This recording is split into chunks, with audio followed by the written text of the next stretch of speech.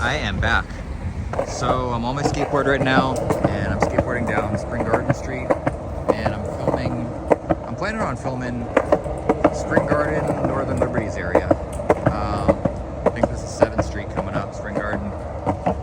And how you guys doing? And I'll be talking about Jiu-Jitsu, like I always talk about. So this time I thought it would be interesting to talk a little bit about evidence in Jiu-Jitsu and some of the useful ways to use evidence in Jiu-Jitsu. So with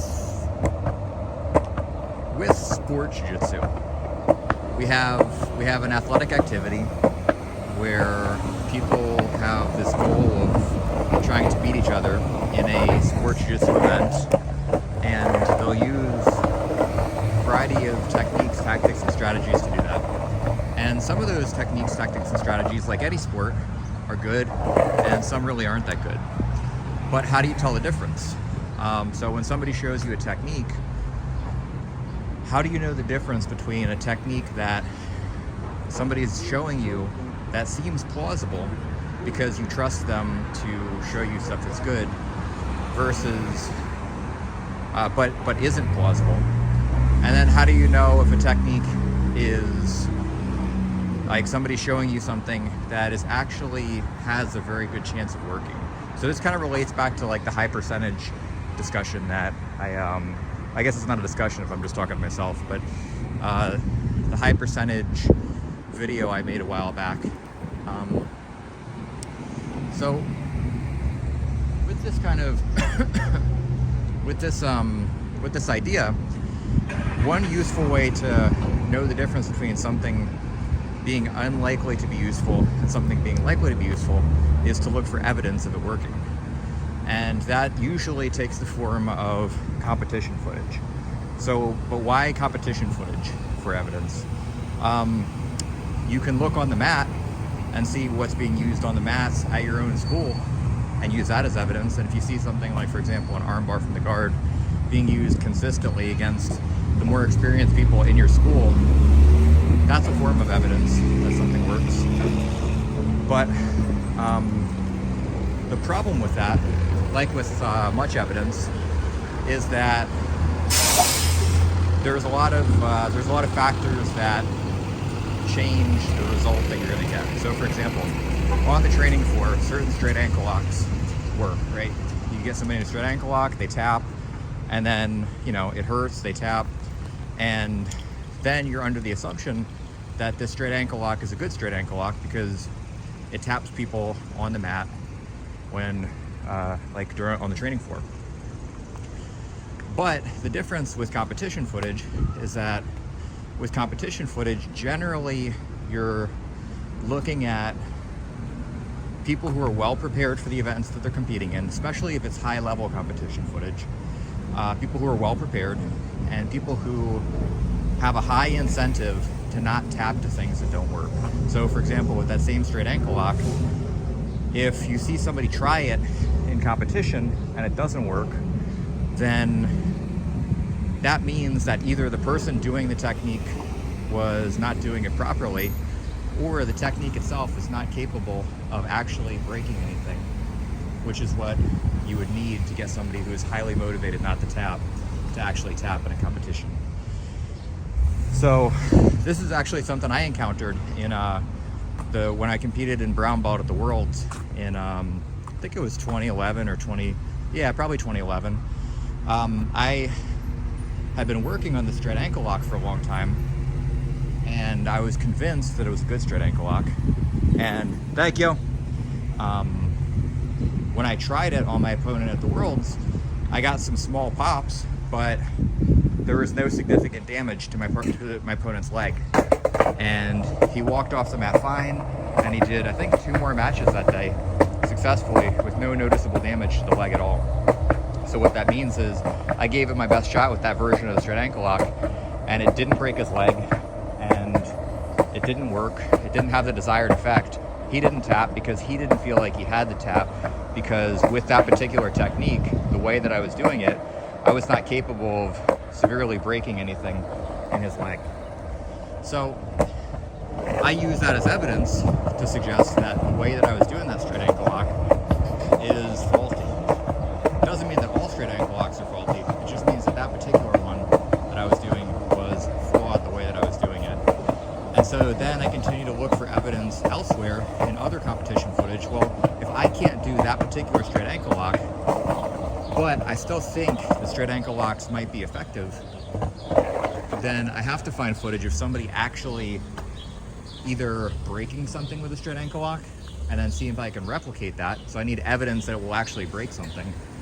Or I need evidence of somebody tapping somebody else in a very high level tournament where the stakes are high and there's high incentive not to tap, and the person still taps. So a good example of that is, I don't remember what year it was, but Mikey Musumeci in the black belt finals of the Mundials Worlds tapped one of his opponents with a straight ankle lock in, I think, like 20 seconds or something like that. It was a very fast match. And so what you have there is a video of somebody in the finals at the black belt level, which is the highest level in competition in the gi, tapping somebody else who made it to the finals, who presumably had multiple matches to get there also, who had been preparing for a long time for that moment, and who had everything to gain and everything to lose from winning or losing that match.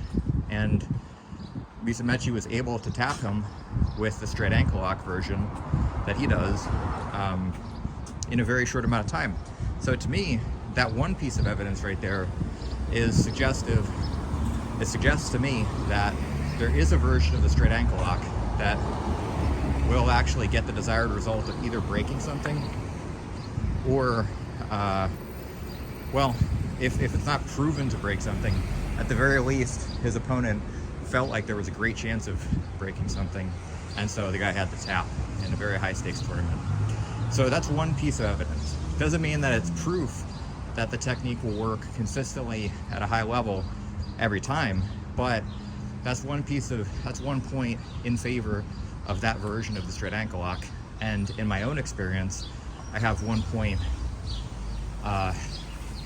against my version of the straight ankle lock working.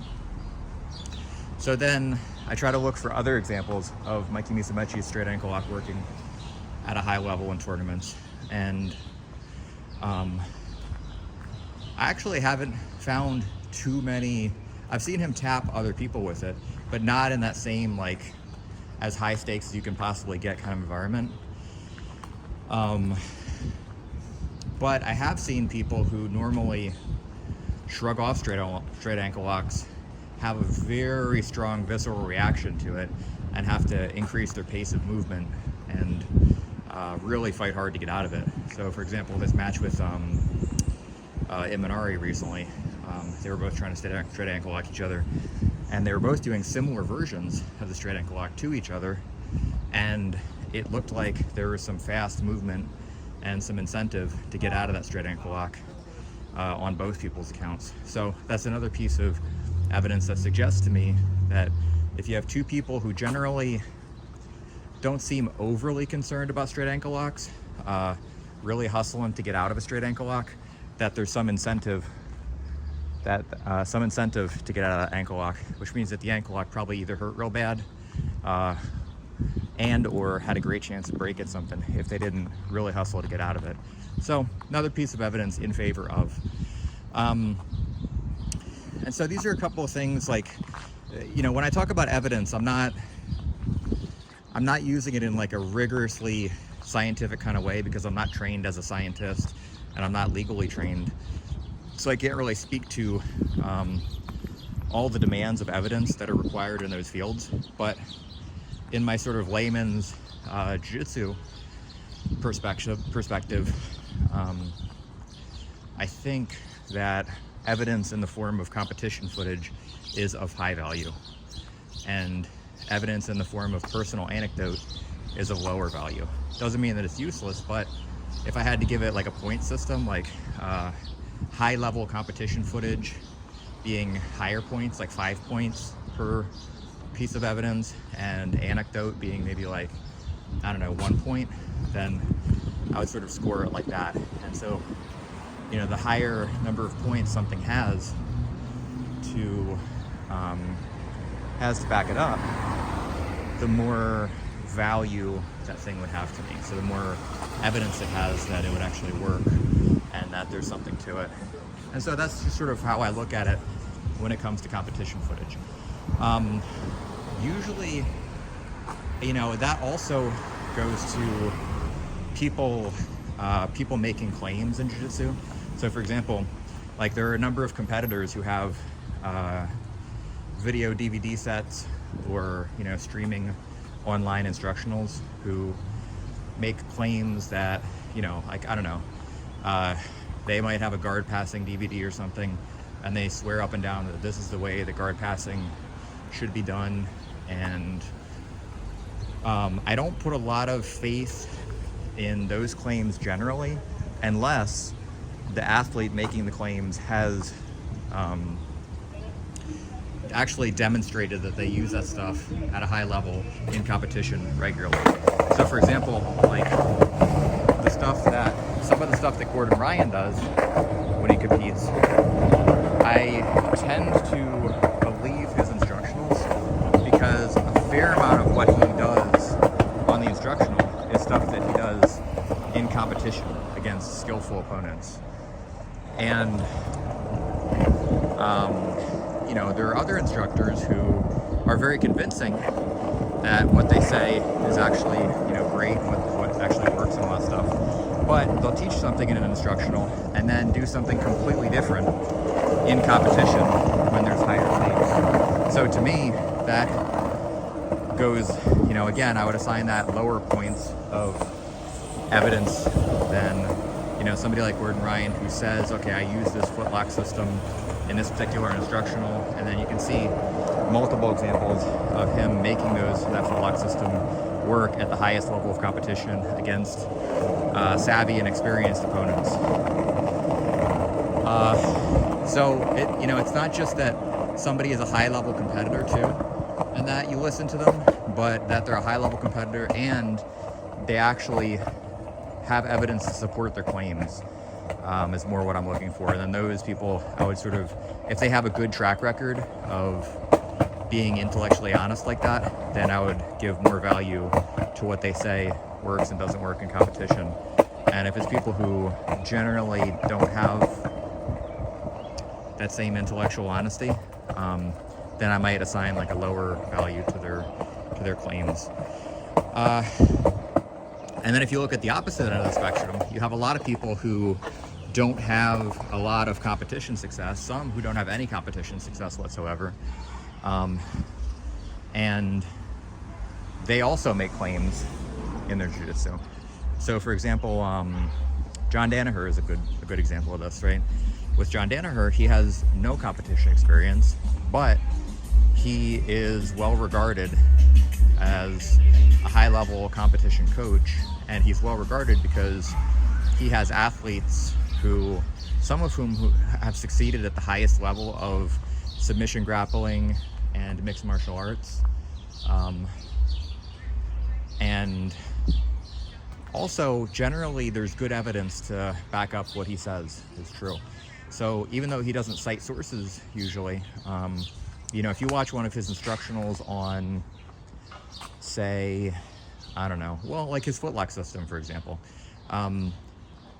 even though he hasn't personally done his footlock system in high-level competition, you can see clear video evidence of his students and then, a whole generation of grapplers after his students using exactly what he shows is in his instructionals. So there's strong evidence of that being true when he makes claims that his footlocks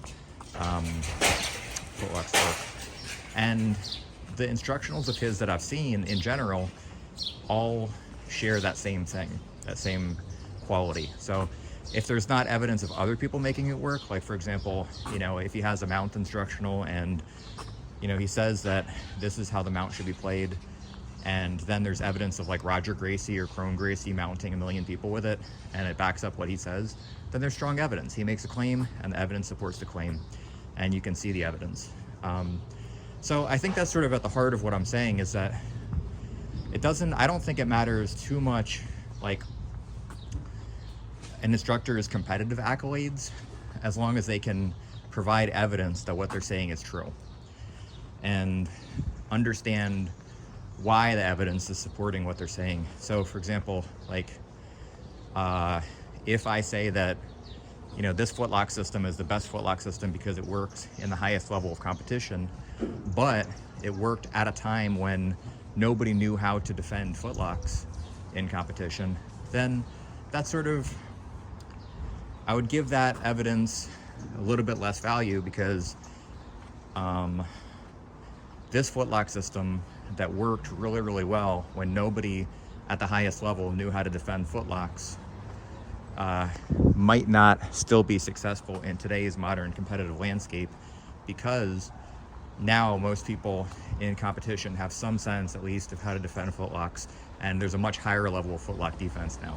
So I would tend to give more credibility towards a footlock system that has evidence of working today in the modern competitive landscape, and there's evidence to support that, than a footlock system that worked, 15 years ago, when very few people knew how to competently defend and escape footlocks, or even counterattack footlocks on their own. But, the instructor is claiming that what they're doing is the best footlock system. This is also something that I think a lot about when it comes to self-defense. So in Jiu-Jitsu, there are a lot of claims made about self-defense, and particularly Jiu-Jitsu, Brazilian Jiu-Jitsu, as a self-defense fighting art. And I think the important thing when you're talking about self-defense is to evaluate the claims that are being made. It's true of any evidence, right? True of anything that somebody says. If there are claims being made, then there has to be evidence to support those claims. And anecdotal stories of, street fights that somebody was in aren't high up on that list of high point evidence to me.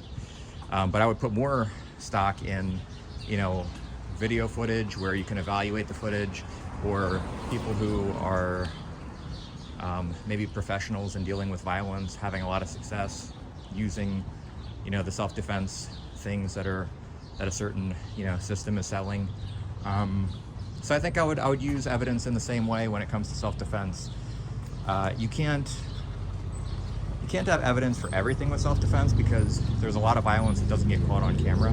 But in this day and age, you can find multiple examples of most forms of self-defense, like self-defense scenarios like carjackings and stabbings, and people getting attacked on the subway and things like that. You can find video footage of all that stuff pretty readily online now. So if you go to a Brazilian Jiu-Jitsu school and the instructor is saying that this is a high percentage way to deal with a certain self-defense scenario, how you doing, bud? A certain self-defense scenario, then, there should be some kind of video evidence for showing that that is actually true. And then if there is video evidence showing it's true, is that relevant to you? So for example, if there's let's say a giant person who's 275 pounds and 6'7", doing a certain self-defense technique in the real live situation to somebody who is, 5'3", 140 pounds, then that might not be relevant to somebody who is, who is also 5'3", 140 pounds, trying to defend themselves in reverse against somebody who's 6'7", 270. So even if there is evidence, like for example, a lot of bouncers are pretty big people as far as like weight, height, and musculature go. So if you see a bouncer, for example, using something against somebody smaller than them, weaker than them, and possibly intoxicated, that's not fantastic evidence that that same technique would work for,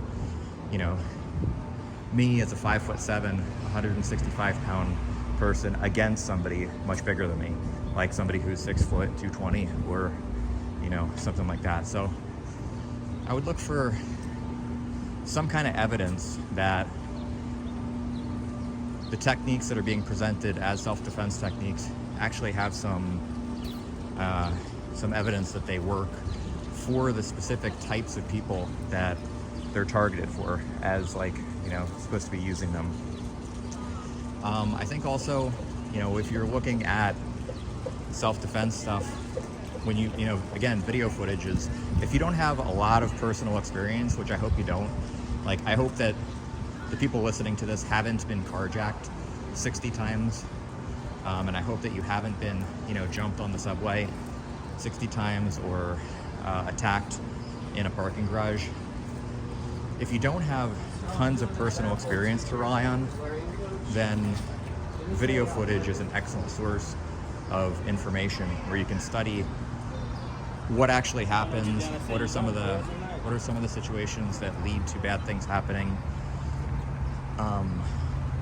what are some of the things that, you know, enable people to be successful in some of these situations or completely unsuccessful in some of these situations.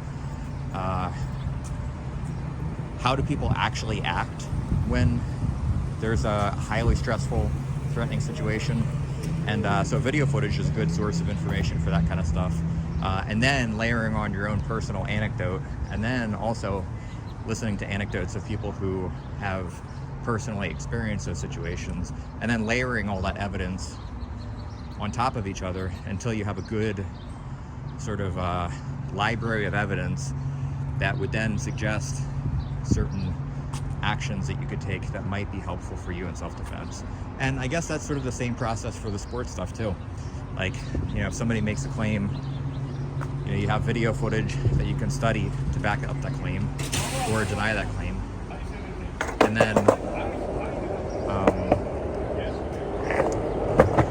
And then you have personal anecdote, and you have anecdote of your friends, instructors, etc. What high-level competitors have to say anecdotally. And then, you know, you sort of you weigh the value of each piece of evidence according to how unbiased or biased it is, and how potentially accurate or inaccurate it is, and then how relevant it is to you and your circumstances, or irrelevant. And then once you compile all that evidence and sort through it, then you have a library of evidence that you can sort of base your thoughts, claims, and opinions on as far as sport jiu-jitsu or self-defense jiu-jitsu goes. And then you can also weigh the claims of other people on that evidence too. So if you know, for example, that, I don't know, something like every piece of carjacking surveillance footage that you've ever seen suggests that people are taken completely by surprise most of the time, and then you go to a self-defense class where somebody's teaching something that has no element of surprise to it whatsoever and relies on, you know, you seeing the carjacking happening a million miles away, well then, you know, maybe now you have a better kind of bullshit detector, and you can see that, well, if almost all carjackings happen where the victim is taken completely by surprise, but this instructor is saying that, you know, you can see a carjacking coming a million miles away, and the techniques that I show you will rely on you seeing the carjacking coming a million miles away, then maybe you don't listen to that person, or you assign what they say a lot less weight and a lot less validity, I guess. I don't know, just some thoughts about evidence. That's something, I don't know, it's something that I think is very, very, very important, not just in jiu-jitsu and, like, you know, self-defense and sport jiu-jitsu, but I think just in general, as when we talk about pretty much anything. Like, I mean, you can't have evidence for every single thing in life, but when there are claims being made and there's ambiguity about whether those claims are true or not, and when there are, you know, some higher stakes, like if the claims are wrong and it's going to cost you a lot of money, or it could cost you like your life, or it could cost you some competition accolades or something like that, then I think having a sort of an evidence-based approach is very, very helpful. Anyway, I'm starting to ramble, so those are just some thoughts. I'm under these tracks right now, so I'm going to take a break. Talk to you guys later. Bye. I'm back. I just wanted to add a little bit to the previous video. that I filmed in Northern Liberties. So I was nitpicking a little bit when I was listening to it and getting kind of irritated at myself for not being as thorough or as accurate as I would have liked. But, you know, it was my first video talking about evidence, and I guess everything can't be perfect. But one thing I did want to mention is that higher up on the food chain of evidence would also be like anecdotes from well-regarded experts in a field. So for example, like, you know, I would listen to the things that law enforcement or crime statisticians have to say about violence more than I would listen to, say, I don't know, like a soccer player or something like that. So, you know, there is high value in listening to experts who are well-regarded in the fields. And there's also something to be said about interpreting evidence. So, you know, even if you do have a high level of like video evidence, you're only gonna see what you know. So like if you're a novice to studying video footage and you don't know much about the field that you're studying, then a lot of the value of the evidence of video footage is gonna be lost on you. So that's, you know, one thing to think about too, is if you do look at video footage a lot, and you seek to understand it better and better, you know, in the beginning, you're not going to be able to get as much value out of the evidence because you're not going to know what you're looking at. And I think that's part of where finding experts in the field can be especially valuable, is because they will tend to know what they're looking at in video footage better than you will if you're a novice in that field.